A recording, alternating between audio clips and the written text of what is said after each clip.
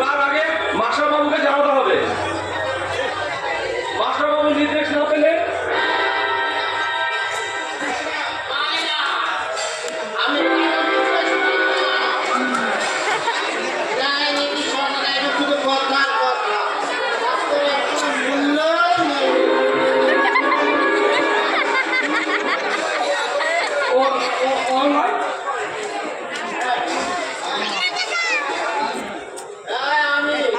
কিশোর মাস্টারের ছেলে শ্রীযুক্ত স্থির ছিল এখন কি অনলাইনে মদ খাচ্ছ? না তুমি এই মদ খেও না। চালা আমার এই বুকটা চালা ভাই একটা নিদারণ যন্ত্রণা আমার এই বুকে বয়ে বেড়াতে হচ্ছে। পাচ্ছি না, আমি আর পাচ্ছি না, আমি একটু শান্তি পেতে চাই।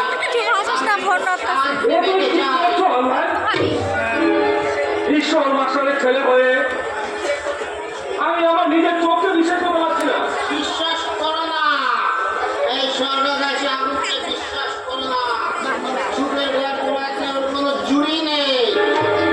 যেমন আমি করেছি হচ্ছে আমার অতীত বর্তমান ভবিষ্যৎ সব আমার সব পেশায় হয়ে যাবে, আর কিছুই অবশিষ্ট থাকবে না। আকাশে উঠেছিল শেয়াশীতল পূর্ণিমাচ্ছা, কৃষ্ণরাও তাকে সহ্য করতে পারবো না, ব্যাস করে ফেললো।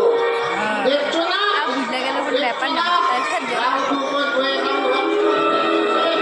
গোবর আসর মেটেনি। তুমি এসব কি বলছো অনলাইন? আমি তোমার কথা কিছু বুঝতে পারছি না।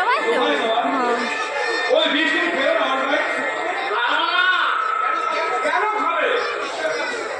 ঈশ্বর মাস্টার ছেলে তুমি অনেকটা সাজে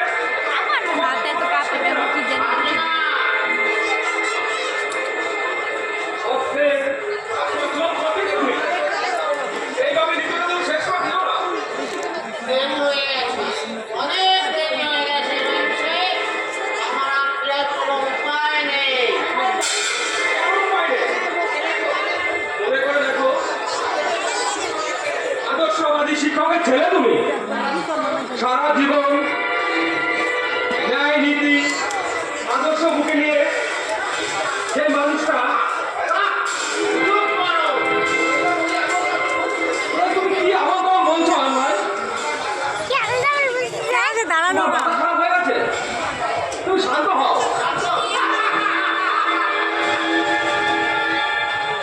ঈশ্বর মাস্টার ছেলে হয়ে ঈশ্বর মাস্টারের শিক্ষা এগুলো মূল্যহীন। পালিয়ে যাও, নিজেকে যদি বাঁচাতে চাও এখান থেকে পালিয়ে যাও। ঈশ্বর মাস্টারের শিক্ষা বুকে আগলে তোমার অনেক কিছু হারাতে হবে। তুমি জানো আমার সন্তানের মূল্য দিতে টাকা থেকে আমার অন্যায়ভাবে ছাঁটাই করে দিয়েছে। বরং কি জবাব দেবে তোমার